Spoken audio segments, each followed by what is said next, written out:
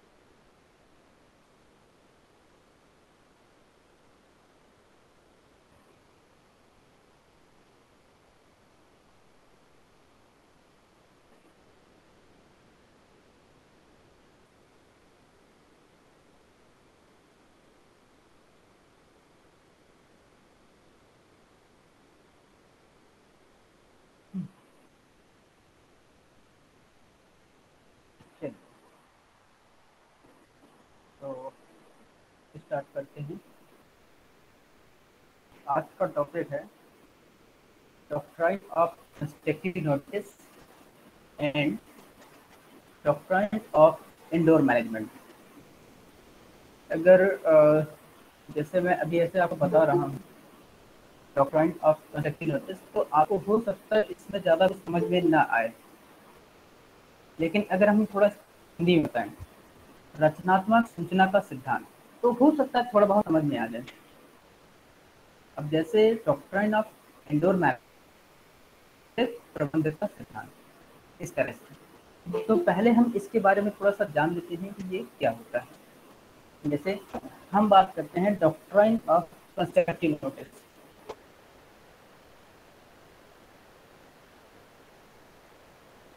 तो जनरली यह नियम जो क्या होता है कि जो हर एक्सटर्नल, जैसे बाहर हम कोई भी रहे, अगर हम कंपनी के साथ कोई रिलेशन बनाना, जो कंपनी के मेंबर, फिर इसके साथ मेमोरेंडम ऑफ एसोसिएशन और जो आर्टिकल ऑफ एसोसिएशन है, इन सबको बहुत अच्छी तरह से समझ लेना चाहिए। यहाँ पर आपका लिखा है as per doctrine of constructive notice every person dealing with the company is deemed to have a constructive notice of the contents of its articles. Outsiders dealing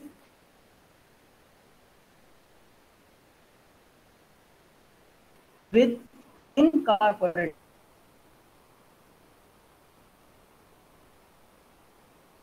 bodies exercising authority on behalf of the company are doing so in accordance with the internal regulations as set out in the memorandum and article of association।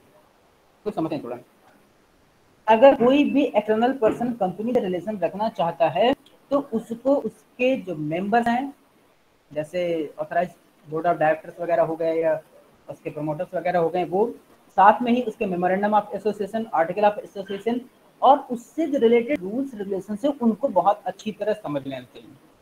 और इस बात से भी satisfied हो लेना चाहिए उसको कि उसका जो आगे का बिहेवियर है और जो डॉक्यूमेंट्स में लिखा हुआ है वो उनके कॉन्टेक्ट या उसके जो रिलेशनशिप बना रहा है उसके अकॉर्डिंग है या नहीं। आपको कंपनी से रिलेशन बनाने से पहले ये सारी चीजें आपको देख लेना चाहिए। ऐसा नहीं कि आपने बिना जांचे सोचे कंपनी के साथ एक कांटेक्ट कर लिया और उसके बाद में फिर आपको कोई प्रॉब्लम हो जाए। तो पहले आप उसके मेंबर से मिलिए, उनके रूल्स को समझिए, मेमोरेंडम को उनको समझ लीजिए, उनके आर्टिकल ऑफ एसोसिएशन को समझ लीजिए। जब आपको लगे कि everything is good, then you can go for तो कॉन्टेक्ट विद दैट कंपनी, फिर उसके बाद आप उस कंपनी के साथ चाहें तो कॉन्टेक्ट कर सकते हैं। अब एक चीज और होती है कि यह बात कोर्ट में भी वैलिड है कि जो भी पर्सन कर रहा है, हम एक चीज मान के चलते हैं, अगर आप कभी भी कोर्ट में केस करते हैं, जैसे कि हमने बताया कि आपको ये सारे साथ कोई भी कॉन्टेक्ट या रिलेशन बनाने से पहले अगर आप बिजनेस एक्टिविटी कर रहे हैं उस कंपनी के साथ में, तो अब अगर कभी ऐसा कुछ होता है, भविष्य में कोई डिस्प्यूट होता है, तो अगर कोर्ट में केस जाता है, तो कोर्ट यह मान के चलता है कि आपको जो कंपनी के मेमोरेंडम ऑफ एसोसिएशन, उसके मेंबर्स के नियम, जो आर्टिकल ऑफ एसोसिएशन के नियम और उनके से जो रिलेटेड जो कॉन्ट्रैक्ट के नियम हैं, वो आपको पता है और आप जानते हैं।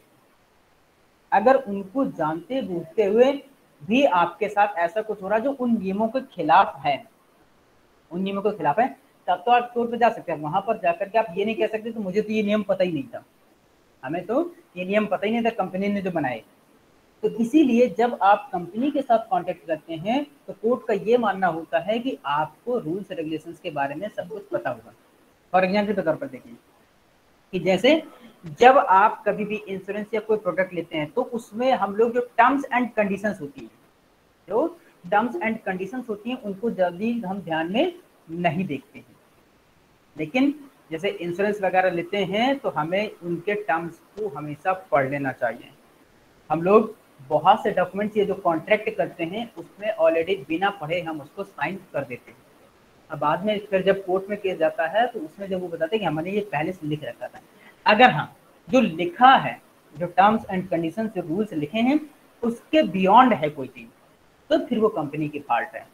लेकिन अगर जो उन रूल्स रेगुलेशन के लिखे और केवल आप ये कह दें कि आपको पता नहीं था, आप इन नियमों के बारे में नहीं जानते हैं, तो ये फिर दिक्कत की बात हो सकती है, क्योंकि कोर्ट इस बात को मानता है कि अगर आप किसी के साथ कॉन्ट्रैक्ट कर रहे हैं तो उसके जो रूल्स और रेगुलेशन है वो आपको बेटर नॉलेज में है। सो अब जो जितने भी ये डॉक्यूमेंट्स हैं, जो तीन चार जो भी डॉक्यूमेंट्स हैं, जैसे memorandum of association, article of association, prospectus, ये जितने भी इनके डॉक्यूमेंट्स हैं उनको केवल पढ़ना और केवल ये कि उनसे केवल नॉलेज प्राप्त होगी, केवल इतना ही काफी नहीं है, जबकि इन्हें पूरी तरह से समझने की भी जरूरत होती है। केवल आपको नॉलेज में नहीं, उनको समझना भी चाहिए कि किस कंडीशन में कौन सा रूल फॉलो हो सकता है। यदि कोई पर्सन कंपनी से कांटेक्ट करने के बाद मेमोरेंडम के जो रूल्स हैं उससे ये बता दे कि हमें नॉलेज नहीं है, तो उससे जो भी लॉस होगा वो उसी पर्सन को बियर करना पड़ेगा। तो यही कारण है कि जो कंपनी से बाहर का पर्सन, जो कि जैसे हम लोग शेयर होल्डर्स होते हैं, जब उसमें इन्वेस्ट करना चाहते हैं, अगर हम किसी कंपनी में इन्वेस्ट करना चाहते हैं तो हमने पिछले जब प्रॉस्पेक्टस बताया तो उसमें कहा था कि उसको बहुत अच्छे से पढ़ लेना चाहिए। अगर हम ये मानते हैं कि हमें इस कंपनी में इन्वेस्ट करना है, हम इस कंपनी के साथ कॉन्ट्रैक्ट करना चाहते हैं, तो हमें उसके memorandum of association, article of association, prospectus को अच्छे से पढ़ लेना चाहिए। और इसी मान्यता के बेस पर यह भी कहा जाता है कि ये जो एक्सटर्नल पर्सन है, इनको जो डॉक्यूमेंट्स के जो सब्जेक्ट्स हैं उनकी इंफॉर्मेशन जो मेमोरेंडम और जो आर्टिकल ऑफ एसोसिएशन है, जो memorandum of article of association है, इनके रिलेशन में इसको माना जाता है कंस्ट्रक्टिव नोटिस। मतलब कि जो आपको ये information memorandum of association, prospectus, article of association, इन सब से मिली है, हमने पूरी इंफॉर्मेशन इन 3 डॉक्यूमेंट्स में दे रखी है। अब अगर आप हमारी कंपनी के साथ कांटेक्ट करना चाहते हैं तो ये हमने आपको सूचना दे दी है इन 3 डॉक्यूमेंट्स के जरिए। ये मान्यता है कि जो यही 3 डॉक्यूमेंट्स हैं जो कि एक्सटर्नल पर्सन को हमारी कंपनी के बारे में पूरी नोटिस इंफॉर्मेशन देते हैं, इसी को बोलते हैं हम लोग doctrine of constructive notice. This is the doctrine of constructive notice. तो मेरे ख्याल से इसके बारे में समझ में आ जाएगा कि ये क्या चीज़ है। अब इसके बारे में थोड़ा सा और हम एक चीज़ और देख लेते हैं कि ये रजिस्ट्रेशन के बाद या उसके पहले इसके बारे में इंफॉर्मेशन को जो है उसके बारे में क्या है, इसका कोई हम एक केस ले लेते हैं जिसके बाद जिससे हम इसको समझेंगे। सो जो कंपनी का रजिस्ट्रार है, जो कंपनी का रजिस्ट्रार है, जब उसमें आप ये सारे डॉक्यूमेंट्स जैसे आर्टिकल ऑफ एसोसिएशन, मेमोरेंडम और ये प्रस्पेक्टस वगैरह है वहां पर जब रजिस्टर हो जाते हैं, जैसे ही वहां पर रजिस्टर हुए इसके बाद वो आपके इसमें कंस्ट्रक्टिव नोटिस के फॉर्म में आ जाएंगे। ये मान लिया जाएगा कि अब ये आपकी नोटिस हो गई, ये आपकी नोटिस हो गई और अब आप इसको पब्लिक को इन्फॉर्म कर सकते हैं। जैसे एक केस हुआ था कोटला वेंकट स्वामी बनाम चिंताराम मूर्ति, कोटला वेंकट स्वामी बनाम चिंताराम मूर्ति, जहां पर इस केस में कोटला वेंकट स्वामी बनाम चिंता मूर्ति के बाद में जहां कंपनी के जो आर्टिकल ऑफ एसोसिएशन है, यह एक रूल था कि कंपनी द्वारा जितने भी किए गए कॉन्टेक्ट पर कंपनी के मैनेजिंग डायरेक्टर, सेक्रेटरी या ऑपरेशनल डायरेक्टर के सिग्नेचर होना चाहिए। जो कॉन्टेक्ट किया जाएगा कंपनी से उसमें इन सबके सिग्नेचर होने चाहिए। अब जो उनका वादी मतलब कि अपोजिशन था, वादी ने कंपनी से एक कॉन्टेक्ट लेटर लिया जिस पर केवल सेक्रेटरी और जो ऑपरेटिव डायरेक्टर था उसके हस्ताक्षर थे, उसके हस्ताक्षर थे। तो कोर्ट ने क्या किया, कोर्ट ने यह डिसीजन दिया कि जो अपोजिशन है इस जो कॉन्टेक्ट लेटर हो कंपनी के नियम के विरुद्ध प्रवर्तित नहीं करा सकते। मतलब उसमें सबके कंपनी के मैनेजिंग डायरेक्टर, सेक्रेटरी और उनके सिग्नेचर होने चाहिए थे, लेकिन उसने करवाए केवल 2 के, उसने करवाए केवल 2 के। तो न्यायालय ने ये किया कि इसमें जो अपोजिशन है अंतर नियम देखे होते, मतलब कि article of association, memorandum of association देखा होता तो उसको पता होता कि इसमें तीनों के सिग्नेचर चाहिए, जो कि उसने उस कॉन्ट्रैक्ट लेटर में केवल कंपनी के सेक्रेटरी और ऑपरेटिव डायरेक्टर के साथ मैनेजिंग जो था उसके केवल ये थे, जबकि उस पर सभी के हस्ताक्षर होने चाहिए। तो ये आधा अधूरा हस्ताक्षर है, मतलब कि सबके नहीं हुए तो ये आधा अधूरा हस्ताक्षर थे। इस वजह से उस कॉन्टेक्ट लेटर को नहीं माना जाएगा, उस कॉन्टेक्ट लेटर को नहीं माना जाएगा। अब मान लो कि उस केस में उस जो कॉन्ट्रैक्टर था उसने कोई पैसा चाहे सेक्रेटरी को दिया हो, चाहे मैनेजिंग डायरेक्टर को दिया, ऑपरेटिव डायरेक्टर को दिया हो, जिनसे दोनों को साइन दिया हो। अब हो सकता है कि उनको पैसा दिया हो, तो उस केस में अब क्योंकि कोर्ट ने केस तो उसके अगेंस्ट दे दिया, तो अब इसका यहाँ पर जो भी लॉस होगा वो उस पर्टिकुलर पर्सन का होगा। कंपनी इस लॉस को बियर नहीं करेगी और जिनके साथ उसने कॉन्टेक्ट किया था वो भी उस लॉस को देने के लिए लायबल नहीं रहे, वो उसका पर्सनल लॉस हो गया। ठीक, तो ये है आपका डॉक्ट्राइन ऑफ कंस्ट्रक्टिव नोटिस। अब बात करते हैं डॉक्ट्राइन ऑफ इंडोर मैनेजमेंट की बात, तो इसको जरा हम देख लेते हैं।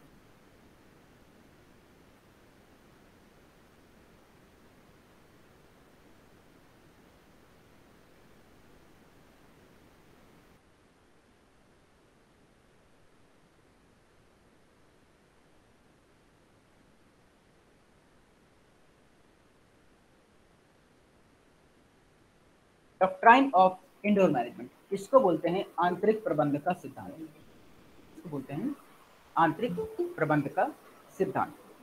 चलिए, तो अभी तक हमने देखा डॉक्ट्राइन ऑफ कंस्ट्रक्टिव नोटिस, अब हम देखते हैं डॉक्ट्राइन ऑफ इंडोर मैनेजमेंट। तो while the doctrine of constructive notice seeks to protect the company against the outsider, the principle of indoor management operates to protect the outsider against the company।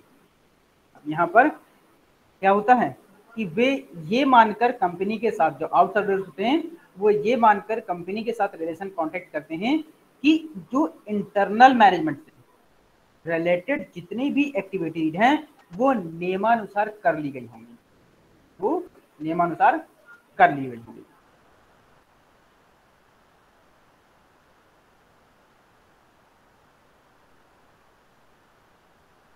Main document से external person था, उसने अगर वो documents पढ़ लिए,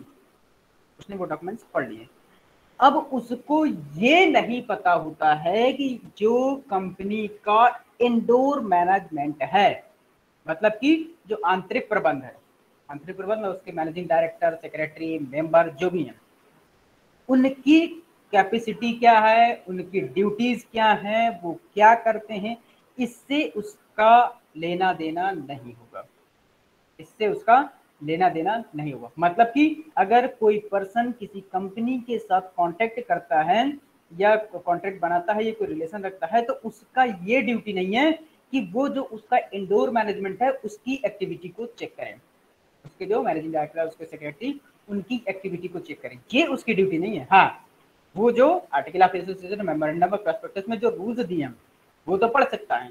अब उसके बाद जो इंडोर मैनेजमेंट है उसको कितना फॉलो करता है, कितना नहीं फॉलो करता, ये उसकी रिस्पॉन्सिबिलिटी है। ठीक, तो अब इस रूल्स को फॉलो करते हैं। अब क्योंकि जैसा कि अभी इंडोर मैनेजमेंट वाले केस में था, इंडोर मैनेजमेंट वाले अभी वो कंस्ट्रक्टिव नोटिस वाले केस में क्या था कि उसने 2 लोगों के साइन करवाए थे, जबकि मेमोरेंडम में उनके आर्टिकल ऑफ एसोसिएशन में लिखा था कि 3 लोगों के साइन होने चाहिए थे। अब मान लीजिए कि उसमें तीनों लोगों के साइन होते, अभी हम इसको एक केस के जरिए और देख लेंगे, अगर उसमें तीनों लोगों के साइन होते और वो उसको मानने से इनकार कर देता, तब फिर में जो अपोजिशन था उसके फेवर में रिजल्ट दे सकती थी। सो जो ये प्रिंसिपल है, इसके मीडियम से, इसके जरिए जो बाहरी व्यक्ति है, जो एक्सटर्नल पर्सन है, कोर्ट ने उनको एक क्या दी है, सेफ्टी प्रोवाइड की है। कोर्ट ने उनको एक सेफ्टी प्रोवाइड की है कि अगर कोई कंपनी का पर्सन रूल्स के अगेंस्ट जाता है तो फिर उसको कंपनी को उसका भुगतान करना पड़ेगा। क्योंकि जब हम किसी कंपनी में इन्वेस्ट करते हैं या उससे कॉन्ट्रैक्ट करते हैं तो हम ये मान के चलते हैं कि कंपनी का मैनेजमेंट सही काम कर रहा है, वो ईमानदारी से प्रॉपर काम कर रहे हैं।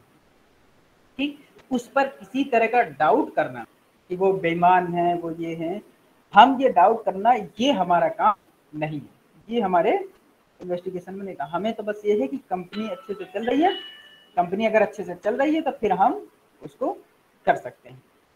ठीक, एक सेकंड,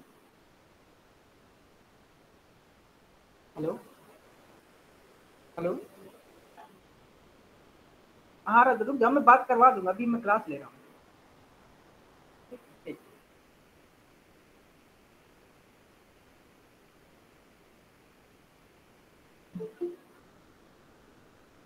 अब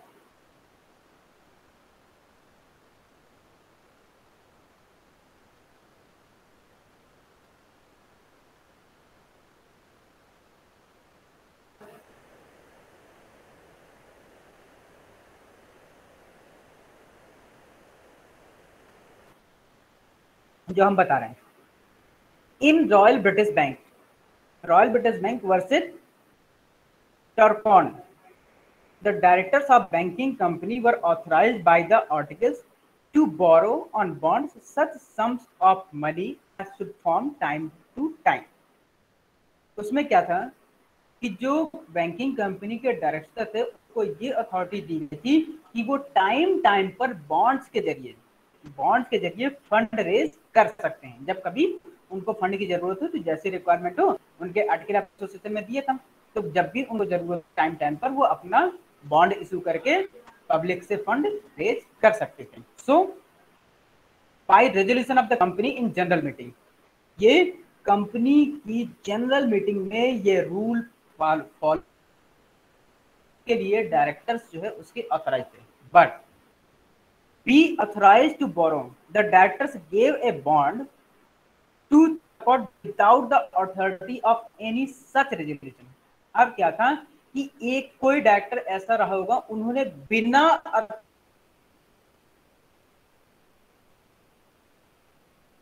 अथॉरिटी के, उनके उसमें क्या लिखा था, आर्टिकल ऑफ एसोसिएशन में था कि उनको अथॉरिटी है इस बात की, लेकिन दे दिए।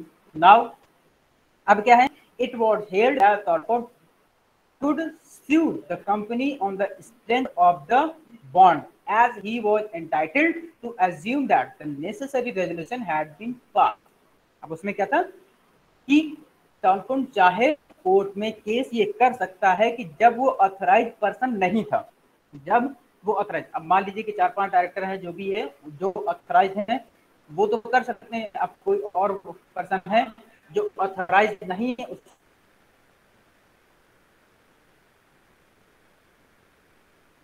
लिए और उसने उसको बॉन्ड दिया,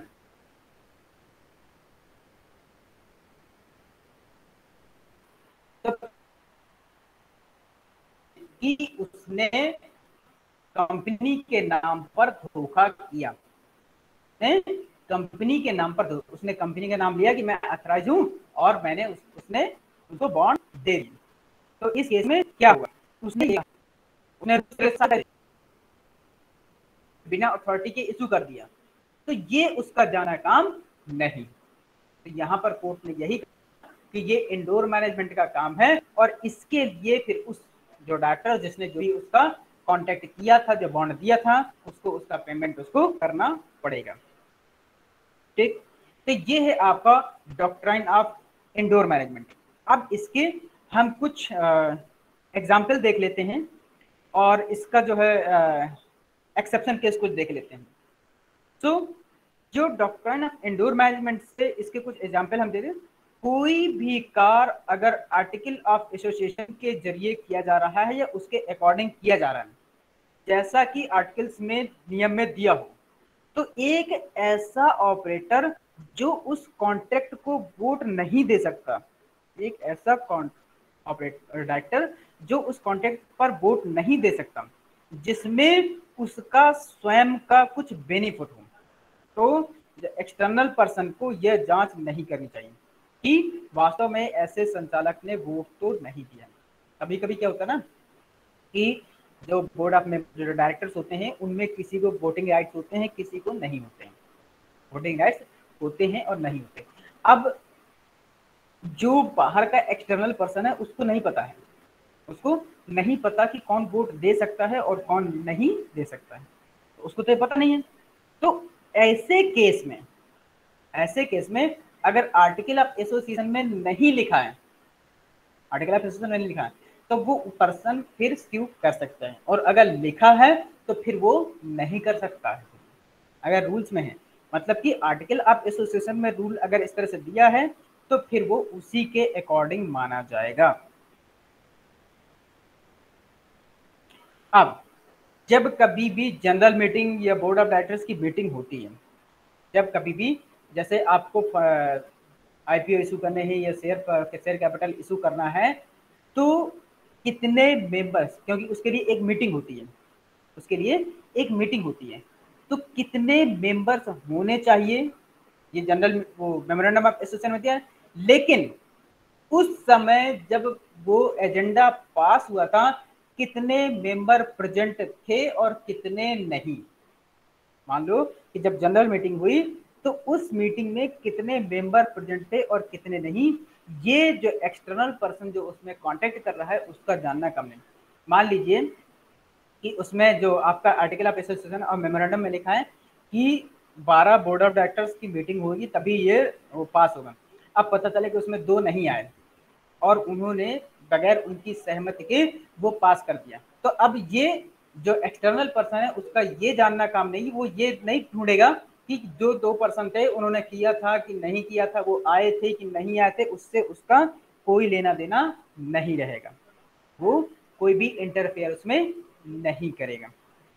तो ऐसे केस में ये क्या है, ये कंपनी के इंटरनल मैनेजमेंट की कमी होगी कि वो विदाउट उनके परमिशन के अगर कोई भी अथॉरिटी इशू कर देता है तो फिर वो कंपनी के मेंबर लायबल होंगे उसके लिए।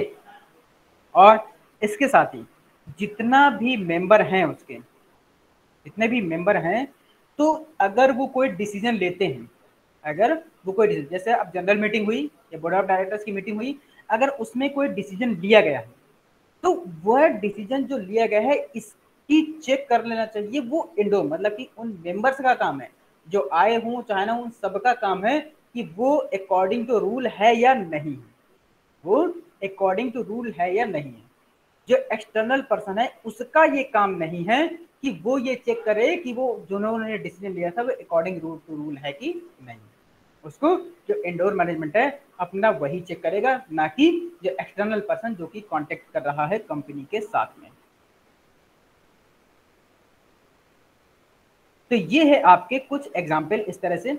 अब इसका एक एक्सेप्शन, कुछ एक्सेप्शनल केस हैं, कुछ एक्सेप्शन केस हैं जहां पर ये रूल फॉलो नहीं होता है।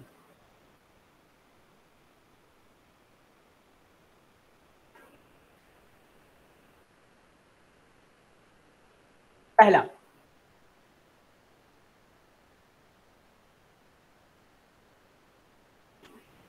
जब कभी अ, अगर एक्सटर्नल पर्सन है और उसको ये नॉलेज हो, उसको ये नॉलेज हो कि यहाँ पर कुछ गड़बड़ी हो रही है, उसको पहले से ही ये नॉलेज हो कि यहाँ का मैनेजमेंट है वो सही काम नहीं, और वो पहले से जानता हो, अब फिर भी जानने के बाद भी वो कंपनी के साथ कांटेक्ट करता है, तो फिर वो इस प्रिंसिपल का बेनिफिट नहीं ले सकता। मान लीजिए कि एक कंपनी है XYZ, अब जो उसका इंडोर मैनेजमेंट है उसके अंदर खूब डिस्प्यूट चल रही है, वहां पर गड़बड़ियां चल रही हैं, और मैं जानता हूँ, मुझे पता है कि वहां पर गड़बड़ियां चल रही हैं और हो सकता है कि मैं उसका बेनिफिट उठा पाऊँ। और मैंने क्या किया, कंपनी के साथ कांटेक्ट कर लिया, किसी को पैसे दे करके या कुछ घूस खिला करके या किसी मेंबर के साथ सेटिंग करके मैंने कर लिया, और ये मुझे पहले से पता है। तो उस केस में अगर फिर बाद में मुझे लॉस होता है तो फिर ये कोर्ट नहीं मानेगी। अगर ये कोर्ट को जानकारी हो जाए कि आप पहले से सब कुछ जानते थे फिर भी आपने इसके साथ कांटेक्ट किया, तो फिर आपको जो है कोर्ट ये नहीं कहेगी कि आप कंपनी को कि आप इसका भुगतान कीजिए, क्योंकि आपने जानबूझकर ऐसा किया। ठीक, तो इसमें हम नहीं कर सकते हैं। अगर आपके पास ये इसको हम कहते हैं where the outsider had knowledge of irregularity, जब कोई बाहरी व्यक्ति को ये पता हो कि अंदर कुछ गड़बड़ी चल रही है और फिर भी वो उस पर कॉन्टेक्ट करता है, तो फिर ये प्रिंसिपल उस पर लागू नहीं होगा। अब जैसे इसके बाद है no knowledge of memorandum and articles. अगर वो ये कह दे, अगर वो ये कहे कि उसको जो कंपनी के मेमोरेंडम ऑफ एसोसिएशन और जो आर्टिकल ऑफ एसोसिएशन है उसके बारे में तो कोई जानकारी नहीं थी, again the rule can not be invoked in favour of a person who did not consult the memorandum and articles and thus did not rely on them. वो अगर उसको ये कह दे कि उसको मेमोरेंडम ऑफ एसोसिएशन और आर्टिकल ऑफ एसोसिएशन के बारे में कोई जानकारी नहीं थी, तो फिर भी वो नहीं लगेगा, क्योंकि कंपनी ये मान के चलती है, वो कोर्ट ये मान के चलता है कि जब आप किसी के साथ कांटेक्ट करते हैं, पैसा लगाते हैं, तो आप पहले उसके नियम देख लीजिए। So no knowledge of memorandum and articles, इसके बारे में जैसे ये नीचे यहाँ पर एक केस दिया हुआ है, ये आप देख लीजिएगा। ठीक, इसके बाद फोर्जरी।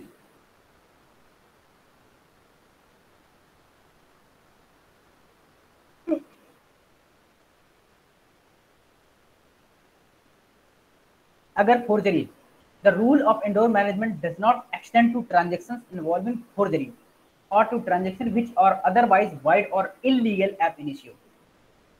अब अगर कोई भी कंपनी, कोई भी कंपनी के साथ आप फोर्जरी वाला कॉन्टैक्ट करते हैं या कोई चीटिंग वाला ये कंपनी आपके साथ करती है, तो उस केस में जैसे आपने क्या किया फर्जी में, अभी हमने एक केस दिखाया था कि जहां पर एक पर्सन था कंपनी के मेंबर ने एक फर्जी कंपनी बना करके उसने क्या किया, उसके शेयर जो है उसको इशू कर दिए थे। तो इस तरह का केस जो फोर्जरी का केस है, उस केस में भी आपका इंडोर मैनेजमेंट का जो प्रिंसिपल है वो अप्लाइड नहीं होगा।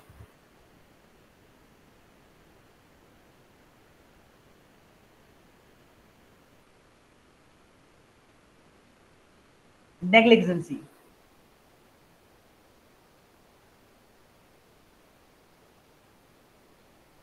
the doctrine of indoor management in no way rewards those who behave negligently. Thus, where an officer of a company does something which shall not ordinarily be within his power, the person dealing with him must make proper inquiries and satisfy himself as to the officer's authority.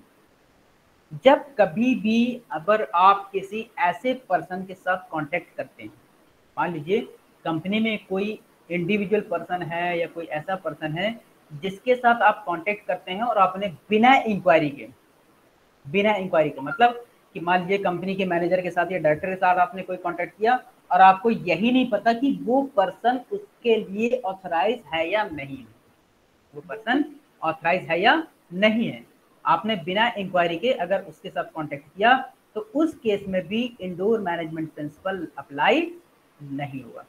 तो इस वजह से अगर कभी भी आप company या किसी के साथ और कोई कांटेक्ट करते हैं तो आपको ये चेक कर लेना चाहिए कि जिस पर्सन के साथ कंपनी के बिहाफ पर आप कर रहे हैं दैट पर्सन इज ऑथराइज और not.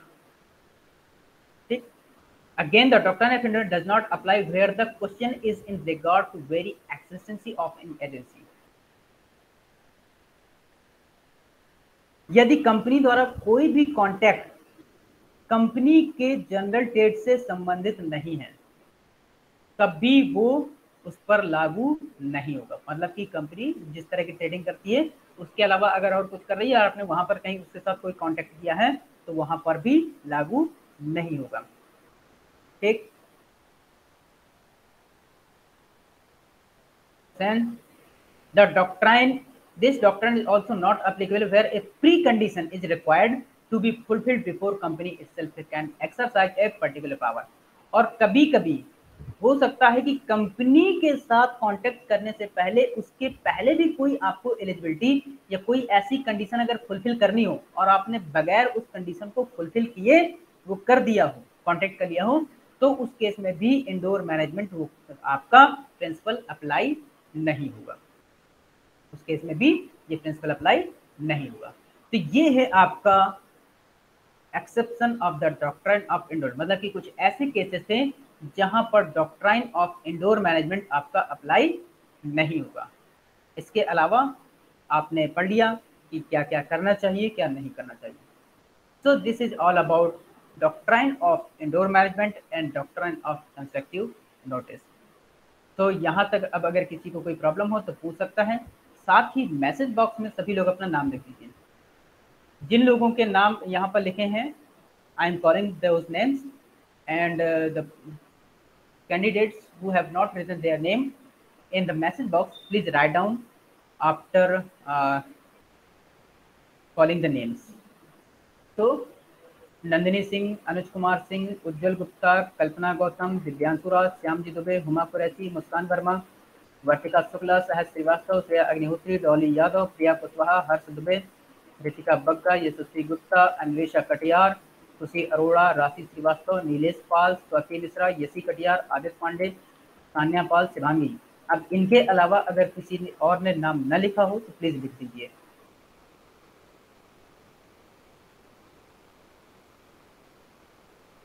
Let's check once. Yes खुशी, हाँ खुशी बताइए। यस श्रुति,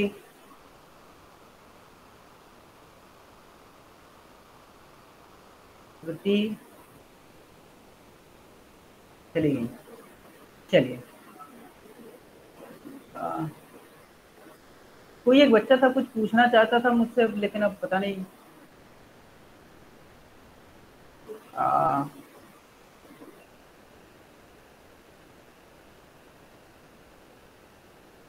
तो आई होप कि सबों ने अपना नाम लिख दिया होगा। प्रिया कुशवाहा यहाँ मुझे दिख रहा है, लिखा है कि नहीं देखने जरा।